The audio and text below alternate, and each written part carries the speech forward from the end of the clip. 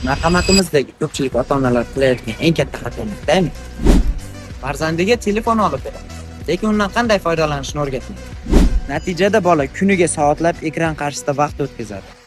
Ammo biror hujjat tayyorlay olmaydi, prezentatsiya qila olmaydi, hatto kompyuterda oddiy ishlarni ham bajara olmaydi. Eng achinarlisi shundaki, bugungi kunda ko'plab yoshlar maktabni tugatadi, diplom oladi, lekin ishga kirishda esa eng oddiy kompyuter ko'nikmalaridan yiqiladi. Chunki telefon ishlatish boshqa, texnologiyadan foyda olish boshqa. Turon o'quv markazida biz bolalarni shunchaki kompyuter ishlatishga emas, balki undan natija olishga o'rgatamiz. Word, Excel, PowerPoint, internet bilan professional ishlash va zamonaviy raqamli ko'nikmalar. Kelajakda muvaffaqiyat qozonadiganlar telefonga ega bo'lganlar emas, texnologiyani boshqara oladiganlar bo'ladi.